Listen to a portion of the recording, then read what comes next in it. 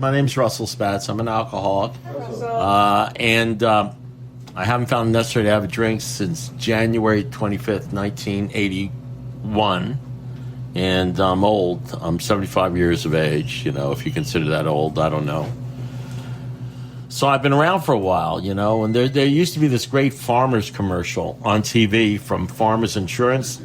You guys have probably seen it. I think you have. It says they would show some sort of weird sort of thing that happens, and they'd say, we insure that. Like a moose would come flying through the window, and, they say, we insure that. He says, we know a lot because we've seen a lot.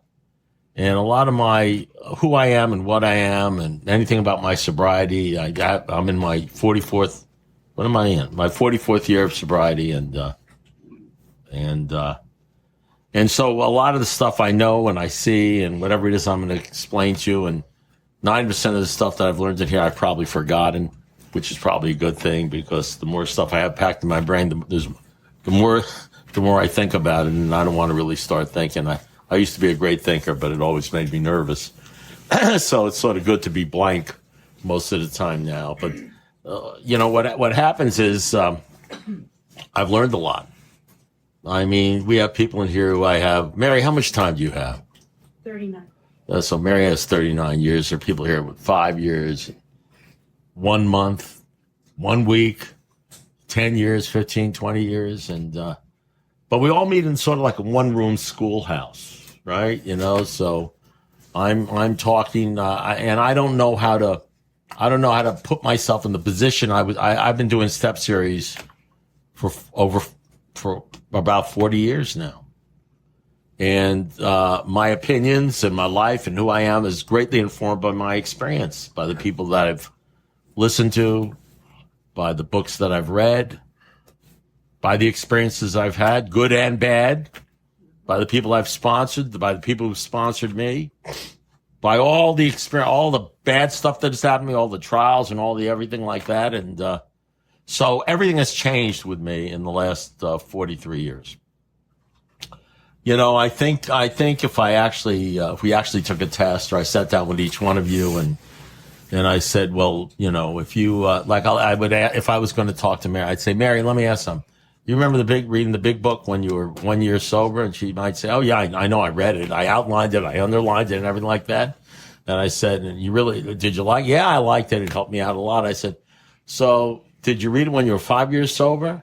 And she said, well, yeah, I read it when I was 5 years sober. And 12. I said, were you reading the same book as when you were 1 year sober? And she said, did you ever notice when you were 5 years sober things in the big book that you never noticed before, even though you read it, but they just because you had certain experiences? Or did you ever notice that sometimes things you read that you thought meant one thing actually meant another thing to you? Did you ever see something in the big book that you've read a million times before, which you didn't think was a big deal? Sort of like a throwaway thing. Well, it's just a throwaway thing, which all of a sudden at 5 or 10 years became the most important thing in your life. You said, man, that's exactly what my problem is. And so there's a great quote. I'm not quite sure who it's from. It might be C.S. Lewis. I'm not sure. It says, a man can see a thing 999 times and see it the 1,000th time and see it for the first time. So sometimes you just have to go through a little cancer. You got to go through some death and destruction and difficult situations. Sometimes you just have to get old, get arthritis, and sometimes you just have to go through bankruptcy, and sometimes you just have to go through horrible stuff or good stuff or bad stuff or watch people die around. You got to just go through stuff where all of a sudden, did you know what's an interesting thing? I sort of noticed this. You notice stuff that is obvious, that was never obvious before. You guys know the steps, right? This is like a steps here. To me, the toughest step to do used to be, probably still is step 1. Man, I love talking about step 6 and 7 that nobody does, but I love talking about the stuff that you'll probably be a victim of hearing about 6 and 7 a lot, even if it's another. And I know how to teach the 4th step. When I say teach, I know how to talk about the 4th step. making a list. And the fifth step, I can talk about that. And, the steps where you actually have to do something. We have to do something, right? You got to do something in the fourth step. You got to do something. You got to do something in the third step. I know how to tell you how to do the third step.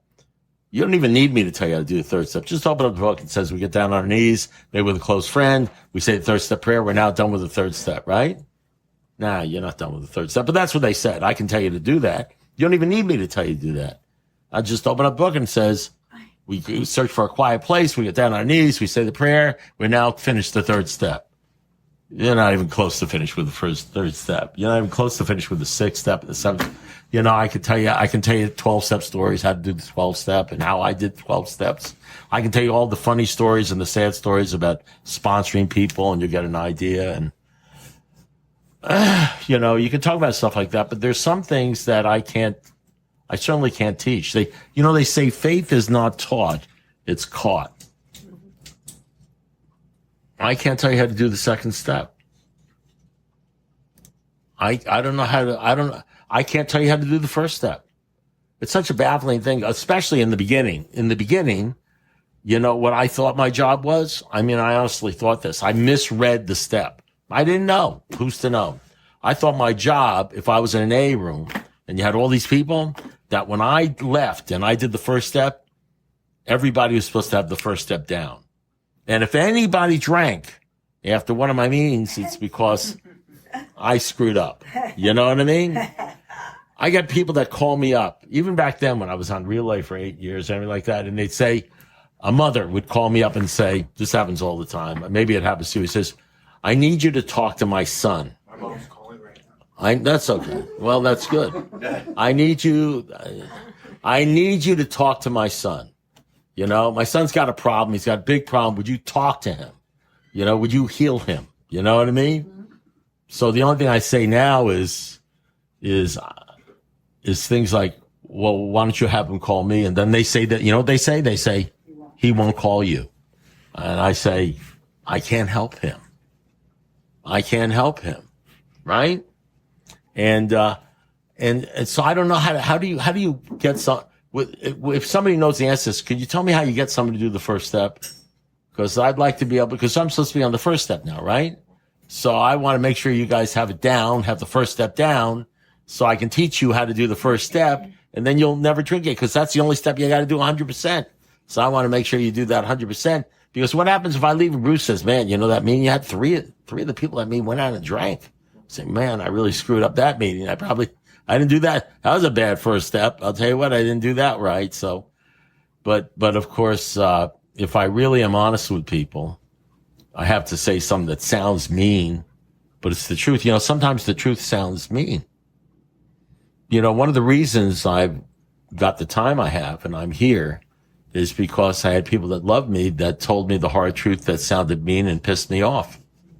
God doesn't really give us what we want. We all know what we want. We want absolute romance. We want money. We want to be accepted. We want love, and that's what we want. But he doesn't give you what you want. He gives you what you need. And sometimes what you need is the exact opposite. Sometimes you need to be discouraged. Sometimes you need to go through trials and tribulations. Sometimes you need to be hopeless and helpless. Sometimes you need to get exactly the opposite of what you think you should have. That's a bitter pill to swallow.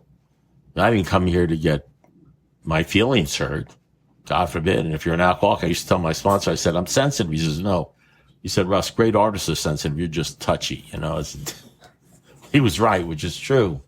That it's true. I've come to believe, like, for instance, what is that thing? Don't take yourself, Rule 62.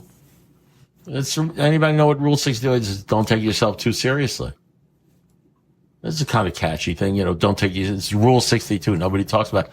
I've come to realize that Rule 62, if you just happen to be in the business of trying to figure out whether you're wasting your time talking to somebody, whether they're sober or not, just look at Rule 62. People are taking themselves seriously, they're not sober. Not emotionally sober. We shouldn't sit around judging people, but my sponsor used to say, stick with the winners. So how do you know whether somebody's got really their shit together? Because everybody's not drinking. Everybody is not drinking in AA. Nobody's drinking in AA, until they drink.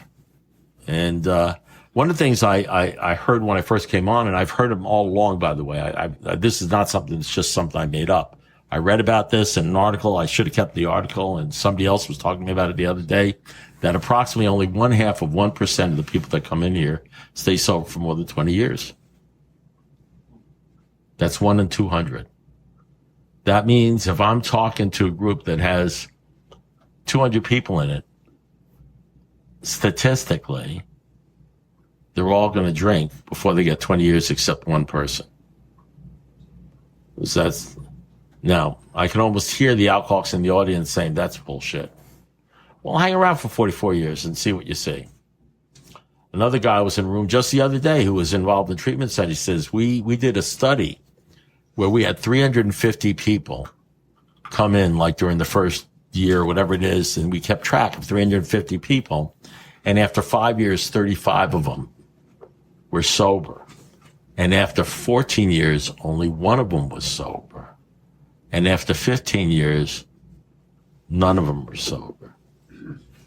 I have a good friend named Mike V, who tells me that he went through one of these programs down here. I used to know the name. It's well known down here. And there were 1,000 people that went through the program, and he's the only one sober. As far as he knows, they all made, if people understood, we have these, we go in the old car room I used to go to, they would put everybody's name. You probably have it here. Do you have a thing where you put everybody's name and their sobriety on their birthday board? Do you have like a birthday board here? Is that the birthday board? Yep. Right there? Yeah. So the car room, you'd have 20 names on that board. You know what I mean? On the birthday board in November. I mean, it's a heavy drinking month, November. Of course, you got those alcoholics that just hang out, I'm January. I was going to make it through New Year's Eve. You know what I mean? There's no way I was stopping before New Year's. I remember I was talking to one gal. I was at a convention or something. And I said, what's your birthday? He says, December 15th. I said, December 15th? I said, man, you must have been really desperate. And she looked at me and says, are you kidding? Like, duh. You know what I mean? Like, duh. You know what I mean? Like you got to be desperate to come in December, right? And she said, you think? You know what I mean? I didn't even know what I was saying. I mean, you come in when when you stop dancing with the gorilla, when the gorilla gets tired. You know what I mean? That's the deal. So how do you do, and I remember one time, here's an interesting experience I had, which tells you a little, that informs you, your experiences informs you what's really going on here. Remember, like Bill Wilson said, what did he say? He said, the one step that has to be done 100% is the first step. It's the only step that has to be done 100%. Everybody thinks that, right? So I saw a guy in the car room one day who had 40 years and picked up a drink. I've seen people with 20 years pick up a drink, 25 years pick up a drink. So you know what I figured? This is what I figured. And I had about 5 years. I figured, well, obviously that man has never taken the first step. That's right. He went to meetings for 40 years, sponsored people, did step meetings. And the best I could come up with, well, he obviously didn't take the first step. I've met a lot of people who have worked the steps like a son of a bitch. You know what I mean? Who have sponsored people, who were looked up to, whose people are still sponsored, who were number one AAs. That no question they took the first step. And they drank again. And they drank again. So I'm going to just suggest to you, my belief is there's something else going on here. If the answer to this not drinking is just take the first step, we don't need 12. You know what I mean? You could get sober on a bumper sticker. Just don't drink and go to meetings. But most of the people that drink here are not drinking and going to meetings until they stop. So then you hear, here's another thing you hear in here. You ever hear this in here? The reason you don't drink and go to meetings is because the reason people drink is because they stop going to meetings. What if your experience is that more people drink while going to meetings? What if you keep on running into people or sponsoring people, doing stuff, people, and they drink even after they've been going to meetings? So how do you explain that one? How do you explain the guy that has 25 years sober and he calls me up because he's at the end of his rope emotionally because he's not happy with his sobriety? How do you explain that part in the big book? Here and there, once in a while, an alcoholic, a former drinker says, feel better, look better, having a better time. We laugh when we hear stuff like that. We know he's going to try the old game again because he's not happy with his sobriety. Soon he'll know loneliness if you do. He'll be at the jumping off place. They're talking about somebody sober in Alcoholics Anonymous. That's in the big book. How do you explain Bill Wilson? He wrote the 12 and 12 when he had about 15, 16 years sobriety. I mean, you guys like reading a book when he had 3.5 years sobriety, right? You like that. You like worship that book. He had 3.5 years sobriety. How about a book when he had 15 years to 16 years sobriety? That's like a better book, right? He had 15 years, 16 years sobriety. He must really know something. That's the book, right? Isn't that the book? Well, explain to me why when he had 20 years sobriety, he was taking LSD. Was that because he didn't take the first step? Why don't you explain that to me? Listen, I think Bill died at 30 years sobriety. I've got 40, coming up on 44 years. Let me tell you something. I don't know about you guys, but I can tell you something. I've had tremendous changes in my life between 1 year sobriety and 10 years sobriety. I've had amazing changes in my life between 10 years sobriety and 20 years sobriety. I have an incredible amount of changes in how I look at things between 20 years sobriety and 30 years sobriety. Do you know how much I've changed and how much I've learned and what's going on with me and my life and what has changed between 30 years sobriety and 40 years sobriety? So I have about 14 years longer in this dealing with this field than Bill Wilson had when he died. That doesn't mean I'm better than him. I love Bill Wilson. I'm not putting him down. Everybody knows about this. I'm not gossiping out of turn. Everybody knows about this. He wrote about this. Did you know that? He wrote about it in an essay. It's like a 4 or 5 page essay on emotional. It says on the new frontier, emotional sobriety. Emotional sobriety. He wrote about this. There's an essay. Nobody reads that. Nobody knows. Yeah, they read the one written at 3.5 years. They read the 15-year one, and it's all good because I read it, I quote it, it's helpful. But they don't read the thing he wrote when he had 21 years sobriety and he almost drank after he started taking the LSD. I have friends. I had a very good friend. Mary, you knew John Kay. That was in the hospital for some time. Yeah. John Kay had a lot of sobriety. He had more sobriety than me as far as physical sobriety. He did. And he started taking Xanax with of course, a prescription with a doctor and everything. So for alcoholics and then for alcoholics to not do alcohol, but then start taking Xanax or whatever the magic drug is of the moment because they're not happy with their sobriety is standard fare in here. Happens all the time. Some of them go out and they just drink. Some of them just go out and they go to a psychiatrist. They take a couple of pills and go to meetings.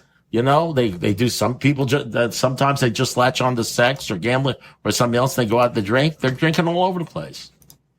See, here's the difference between your experience, let's say, and my experience. I get calls every day. I'm serious, every day, 2 or 3 calls every day from alcoholics that have over 25 years sobriety. And they're desperate. And they're troubled. And they're taking themselves too seriously. And they're scared. And they're still going to meetings. They may even have a sponsor. They may have all that going on. You understand what I'm saying? So I come in here and I got 5 years sobriety and I'm thinking I'll be sober forever. Here's what I think. I think nobody drinks after they come here. Can you remember the first time when you're sitting in a room? I remember the first time it happened to me, and you saw some guy who had like 10 or 15 years pick up a white chip. I mean, I'll tell you, my mouth dropped. I couldn't, but I don't know if you've never been through that.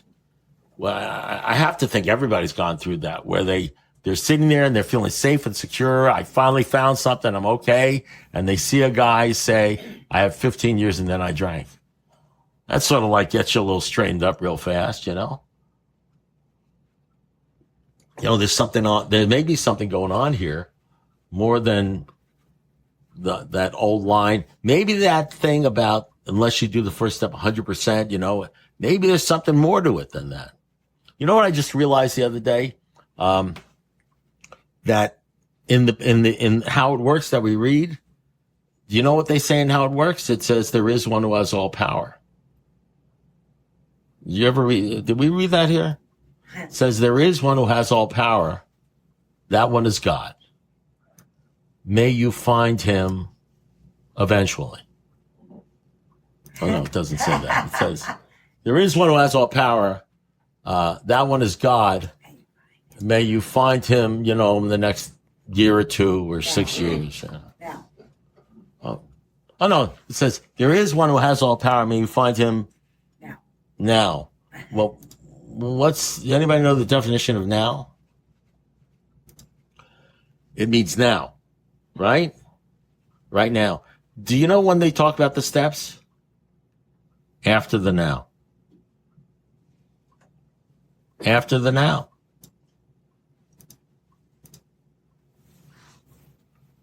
So that sounds a little weird. No, Russ, you must be wrong because there's a second. Well, maybe I'm wrong, but the big book does say in chapter of the agnostics, if a mere code of morals and a better philosophy of life would have helped us, we would have been sober a long time ago, but it didn't help us.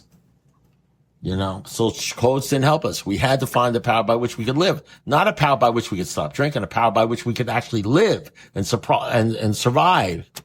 That means we authored a book that's spiritual and moral, and that means, of course, we have to talk about God. And then it says, here's where alcoholics have a problem. And the drinking isn't the problem. You know, I know it's not the problem because I have a big book. You know, the big book says drinking's just a symptom of the problem. The real problem centers in our mind, not our body. It says the one thing that has to be abandoned is atheism and agnosticism. These things have to be abandoned. And then it says this. You ready for this? Tell me, I may be wrong about this. It says, now I never saw this stuff at year 1. Never saw it year 2 or year 10. You know what I mean? You know, it says that's the main purpose of this book. You know what the main purpose of the big book is? Nobody knows what the main purpose is. Says that's the main purpose of this book. We wrote this book to enable you to find a power by which you could live, and that means we're going to talk about God. That's the main purpose of the book. You do the steps until the cows come home. You can do 15 million fourth steps, 20 gazillion fourth steps, you know? If you do all the steps and you don't have a relationship with God, a serious relationship, if you haven't utterly abandoned yourself to God, if you don't know God is everything or he's nothing, you know what they say? If you're just playing games with this thing, you know, if you don't understand that, then if you half measure this thing, half measures will give you, what does it say in the book? Nothing. If you don't get rid of all those old ideas you have, like, you know, well, you know, it's a personal thing with me and you get rid of those old ideas about the God thing, keep them fuzzy. You know, there's a possibility that an imaginary God leads to imaginary sobriety. You know, I mean, that's been my, listen, all I know is I've seen the people that make it and I see the people that don't make it. And the people that make it, all they want to talk about is God. Their whole life centers around God. The ones that cannot be moved, the ones that are steady, the ones that are bold and steady and have courage. You know, it's all about God. It's not about even not drinking. Now, don't get me wrong. They don't drink, but they don't drink because they don't want to drink. They don't want to drink, but they don't drink because they have a relationship, because they have a cement, which is faith that's hooked upon a foundation, a rock. Their whole life is focused upon God. That's why they've been rocking in the fourth dimension of existence, experiencing much of heaven and knowing peace. What's the use of what's the use of being sober? You know what it means to be sober and not have a relationship, a steady relationship with God? It means to be nervous and anxiety and anxious and depressed. You know what it means? I'll tell you what it really means.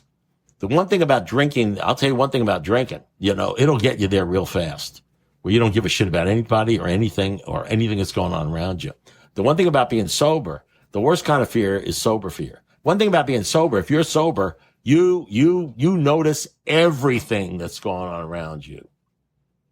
You're thinking about what's going to happen 2 years from now, what's going to happen, what happened last year, what happened today, what's he thinking about? You're reading freaking minds, you know what I mean? What's he saying about me and everything? Sober is horrible without faith. And the whole book is about faith. It says this is what this book is about, to help you develop a power. That's what they say. They said your real reliance has to be on God. Forget about us. Has to be on God. He'll show you how to create the fellowship you crave. He'll even tell you who you're supposed to hang around, who you're supposed to listen to. And I guess if God's going to tell you who you hang around and who you listen to, I guess he's going to want you to hang around people that are talking about God and thinking about God, godly fellowship, which is what they must mean when they say you'll see us in the fellowship of the Spirit. You'll see some of us, maybe 1 in 200, in the fellowship of the Spirit. The fellowship of the Spirit is not the fellowship of AA. I mean, this ain't exactly Well People's Anonymous. You know, what's the only requirement to be a member of AA? Desire to stop drinking. So that's why I can be a member here, no matter what I say. You can't kick me out. As long as I have a desire to stop drinking, I'm a member. What about the fellowship of the Spirit? You think it's the same as the fellowship of AA? The fellowship of the Spirit is within the fellowship of AA. But you want something? It's also outside the fellowship of AA, the fellowship of the Spirit. It's a whole different deal.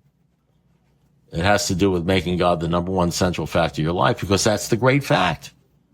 The great fact is what? The great fact is that God has to be the number one thing in your life, the central fact of your life. And you've got to be convinced, not doubt, not maybe or if, convinced that he lives in your heart and mind in a way which is indeed miraculous. And listen, you can write New York and say some guy saying all this God stuff and killing newcomers, but the truth of the matter is you're going to have to tell him to rip those pages out of the big book, because that's in the big book of Alcoholics Anonymous. Just like in Alcoholics Anonymous number 3, Alcoholics Anonymous number 3, Bill Wilson, when Bill Dotson says in that story, he says, I was sober and I was grateful for alcoholics. I was grateful for AA.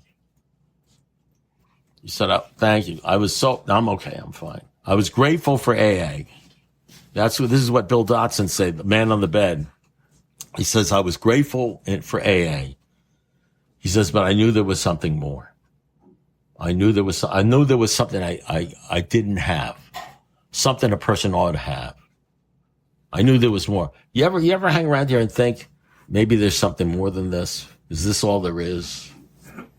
You ever run into somebody in Alcoholics Anonymous? I have many times. You said, man, I wish I could have what he has. I wish I could have what she has. I know there's some more, but you didn't know what they had. You didn't know what they had, and you didn't know how to get it. You ever run around some saying, they got something that you don't have, but you don't know what they got, but you don't know how to get it. But you're both sober and you're both going to AA, but they got something else going on. So you're trying to figure out what they got so you could have it too. They're always in a decent mood. So you start thinking, well, they must have $1 million in the bank and getting laid every day or something like that. Or, there's something, they got it all. And then you find out they have cancer. Then you find out their son just died. Then you find out, but they're just steady. You say, man, how did they do that? You hear a story about people, you say, how do they do? I wish I could have that. And you don't know yet. And then in that same chapter, he says, Bill Don says, I was sitting in my kitchen.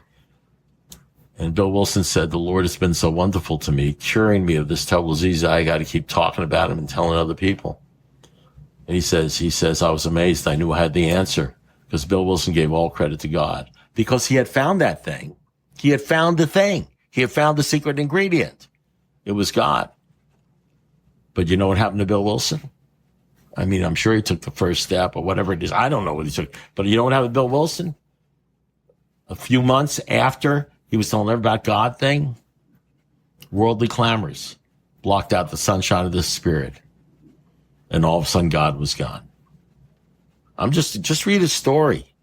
But soon, worldly clamors.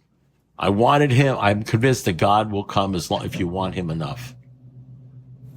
And he says there was a flash of light in his room. The wind blew, and I said, "Is this the God of the prophets?" He says, but presently, his light was blotted out by worldly clamors, and that's when he said to Henrietta Seiberling, "I think we talk too much about God." He said, "Bill, the only reason you're sober is because of God. Because if you don't talk about God," he says, "stop worrying about pleasing alcoholics. They've been pleasing themselves all these years. You better worry about pleasing God. If you don't talk about God, you might as well be the Rotary Club." Yeah, drum up a little history on this thing. One guy who was always solid on God thing was Dr. Bob. He's the one who said, "First things first means seek ye first the kingdom of God and his righteousness. All things will be added unto you." Do you know for the first 5 years in AA, and maybe more than that, you couldn't go to a meeting unless you got down on your knees and gave your life to God? You had to do the third step before you could go to a meeting. Now they let you wallow. Now they let you flop around on the. It's like catching the fish flops around for about 20 years, and they hope you find them. But back then, I like the great line that Clarence the brewmaster said when he was 12-step by Dr. Bob, and Dr. Bob said the first question was, "Do you believe in God?" He says, "What does that have to do with it?" He said, "Everything." "Well, I guess I do. Guess nothing. You either believe in God or you don't." He says, "Okay, I believe." He says, "Great, get down off the bed and we're going to say a prayer to God. I don't know how to pray. That's okay. Just follow me. I'll tell you what to do." And then Clarence says, "I did what I was ordered to do. There were no suggestions." That's the way they figured out who was ready and who wasn't. If you were ready to get on your knees, give your life to God, you go into the meeting. I'll bet in those meetings you didn't have a bunch of guys standing up and saying, "Well, if they'd asked me to go to the meeting, I wouldn't have got," all that crap you hear in AA now. So how do you do the first step? Well, how do I convince you that whatever the heck you're supposed to be convinced about in Alcoholics Anonymous? I'll tell you how I did the first step. I'm going to tell you the short version. This is the short version. I have a longer version. We call it a drunk-a-log.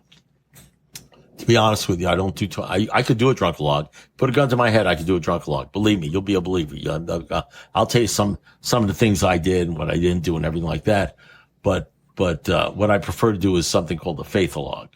You hear a lot of drunk-a-logs. You don't hear too many faith-a-logs. But this is how I did the first step. I drank. Sometimes I would say to my sponsor, blah, blah, blah, blah, blah, blah, blah. Yes, but, blah, blah, blah, blah, blah. He says, "Why don't you go out and drink?" He didn't go through all sorts of explanations. Well, this is why, or this is how, or read this, or do that. He'd say, "Fine, Russ, why don't you go out and drink?" Then he'd walk away. Go out and drink? Are you trying to kill me? You didn't fool around. He wasn't going to argue with me. Going to argue with that. I was on relay for 8 years talking to idiots. He's just drink. You know what happened? Trust me. You drink enough, you will do the first step, or you'll die. Nobody will miss you. I've never seen a Time magazine article saying those incredibly lovely alcoholics, they die all the time. We're about as common as dirt. We're the ones who smash into people, kill a family of 4, and we walk away with a bruise. They're dying all the time. Famous actors are dying. They're overdosing. They're dying. So I went over to the first, when I was 3 years sober, I started doing these step series. And the first step series, one of the first ones I did was down in Homestead Group. And so I went in there and I was on my third deal. And that was when I used to open up the book because I was so scared and worried and I wanted to do it perfectly. And I want people to like me because that's another part of the disease of alcoholism. You want everybody to like you and love you.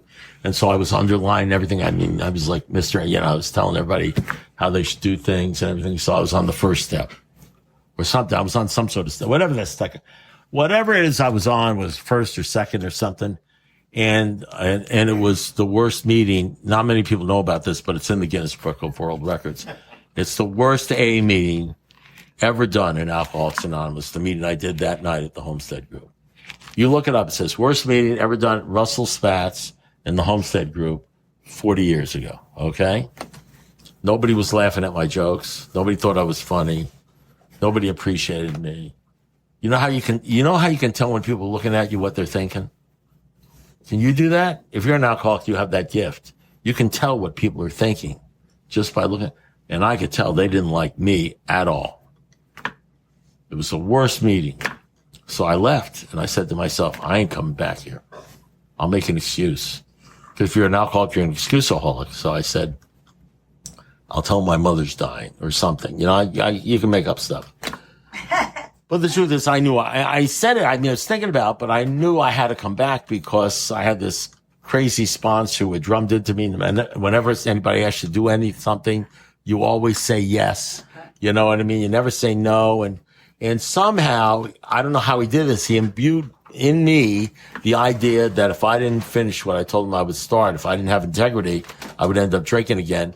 And if you don't want to drink, you'd be surprised at the bullshit you volunteer for.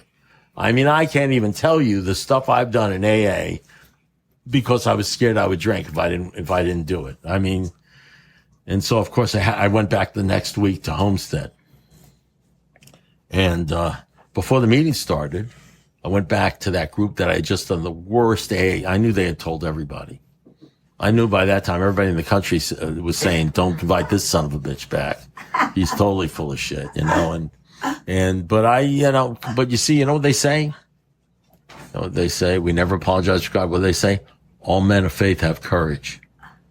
They trust their God.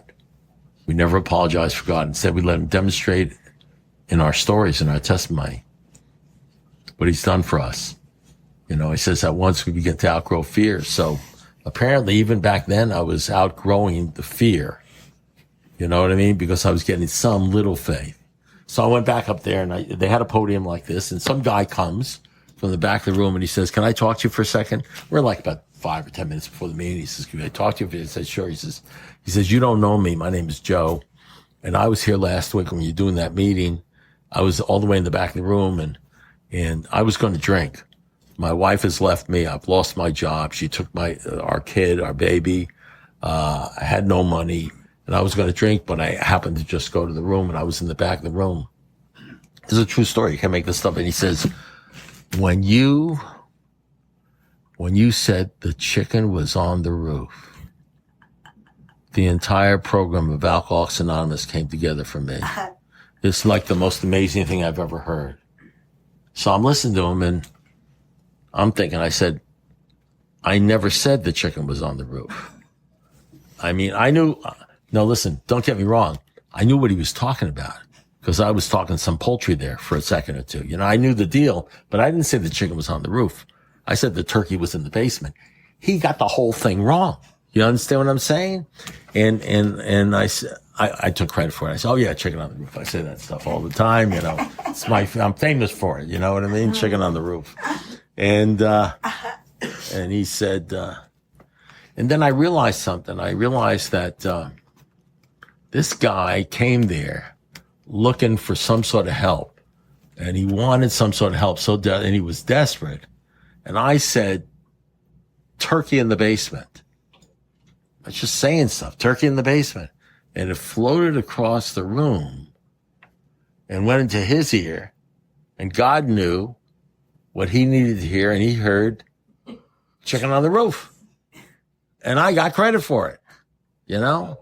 And then I realized something for the first time. I realized that God was involved in this whole thing. That had nothing to do with me. I can't cure anybody. I can't fix anybody. I can't fix you or anybody else. What I realized is that I used to think the 12th step was a step about us carrying the message. And it's not about that at all. You see? And I learned that when I was 3 years sober, and it made speaking so much easier. Because the 12th step has nothing to do with carrying the message. Because I don't have the power to carry the message. Where am I going to get power? There is only one who has all power. That one is God. He tells it, may you find him now.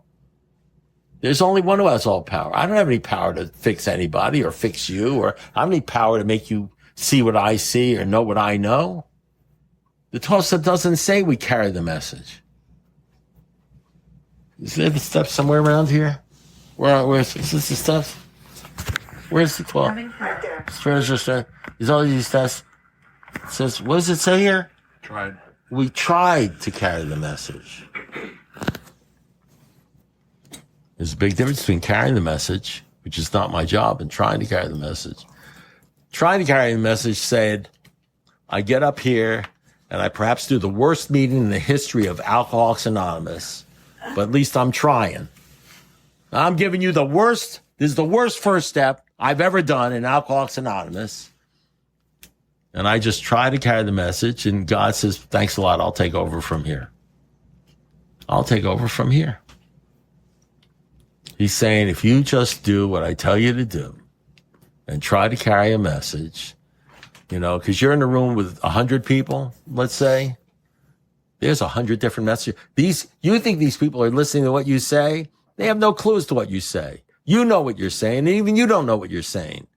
There's 100 people in the room listening to 100 different messages, digesting it 100 different ways. Some want this thing, some don't want this thing, some hate you, some love you, some like your personality, some this whole thing, it's principles, not personality. Some people can't stand you. They can't see past your personality because you remind them of their ex-husband. You know what I mean? Whatever, it doesn't matter. You just get up there and try to carry the message, and I'll take care of the rest. I'll figure out, and, you know, some are going to work. Oh, and that poor sap, you know, was sitting in the back of the room, and he heard chicken on the roof. You know? Why? Because that's what happened to me. You know what happened? I drank so much that at 3 o'clock in the morning, you know, I was 31 years old. I had left my wife. I had left my young infant son, divorced my beautiful gal and my wife and everything like that because I wanted to go out with other women. My wife we went to a marriage counselor, said to my wife, what do you want to change with Russell? And she says, well, I'd like him to come home to dinner and blah, whatever the heck he said. I wasn't even listening because I had a date with a redhead. And he asked me, what do you want to change about your wife? I said, I just want to date other women right in front of her. I didn't think anything of it. I was just trying to get out of there so I could go out on my date. That's why I never say I'm spiritual, not religious, because I'm not spiritual. I'm a material man. I'm like Madonna. I'm the Madonna of AA. I'm an evil bastard. That's who I am. That's who I really am. The only reason you might think I'm a nice guy is you should have seen me before God got a hold of me. You should have met me back then. You would have known exactly who I am. And it's good. I know who I am. I know who I am without God. I know who I am with God. So you won't catch me saying about how spiritual I am and any of that stuff, because I'm not. What I am is I'm a believer, and I love God. I love the Lord, and I focus on Him, and somehow He transforms us. And He transformed me. That's all.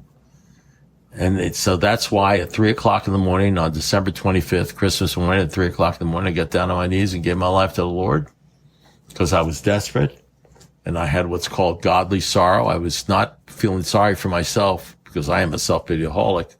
I was ashamed of what I had become. You want to know how to take the first step? Become ashamed of yourself. Oh, you shouldn't shame me. You know, no, you need to be shamed. You know how to feel sorry for yourself. You need to feel a great deal of incredible shame and realize what you have become and who you have become. You know, and realize that you're powerless over alcohol, and part of it goes out, and your life is unmanageable. You need to really dig deep into that deal. And I'll tell you some other good stuff. This is gonna be fun. You know that thing, that feeling you get, that ego deflation and depth. You need to latch onto that repeatedly for the rest of your life somehow. Man, I'll tell you, for my entire life, I've been trying to get back into the time I was the best in my life. Was the day I got down on my knees and asked God to come into my life. And that was before I did any step. That was before I did the 4-step or anything like that. The humblest I'd ever been in my life was the night I picked up my white chip in front of 150 people, and I stood up and I picked it up. And I've been trying to get back to that attitude. You know what I mean? Forever. I don't know whether I'll ever get back to that point. You know? But I think that's the main object of this deal. Never leave that attitude that no matter how long you have or what's going on, you never want to leave the attitude where you can look at somebody and say, there, but for the grace of God go I. Treat everybody like they have a broken heart, because they probably do. Never think you're better than anybody, because I'm not, and that's the deal. And how do you get to the first step? Well, that has to do with the drunk. I can tell you a drunkalog. I can tell you some of the stuff I did. Some people I disappointed, but we all have that. That's the story. But somehow you got to get to that point. But you can get to, here's the crazy thing. You can get to the point Bill Wilson got to. And we're going to close that. And somehow, even though he got to that point, find yourself 20 years later sucking on LSD. That's a scary deal, don't you think? That's a scary deal. You can go through all that stuff, get to that point, write the big book, write the 12 and 12, write all that stuff, and turn from God and turn to LSD. Read Bill's emotional sobriety. Because I'll tell you something, he did a lot of service for AA. One of the greatest services he did for AA was at 21 years sober. He talked about what a failure he was and how he had gotten it all wrong. Do you know, I know a little bit about false pride. What, for him to have the humility as the co-founder of AA to write an essay saying, I almost drank again. I was at the depths. I had gotten it all wrong and all mixed up, and here's the reason why. And guess what? Nobody reads that stuff. Nobody reads that part. Even people a lot of time don't read that thing. I got that paper and read it with responsees. Yeah. When I say, I shouldn't say nobody. That's a generalization. Me and Mary read it, and probably 6 other people. I've written it. I think Bruce has probably read it. But I'm saying, really, it's not a well-known thing, is it? You don't get, this kind of talk is not a well-known talk. Yeah, whatever I'm dishing out to you right now, this isn't a typical first step talk, is it? No, it's not, Usually I get people say, well, they don't talk about this stuff where I go to. Yeah, I said, well, they talk about it all the time in the places I go to. This is what it's all about. So the first step is great, but I'll tell you something. The first step without the ability to submit yourself to God, it's not going to keep you sober. It's not going to give you happiness or joy. So that's all I have to say. So thank you very much.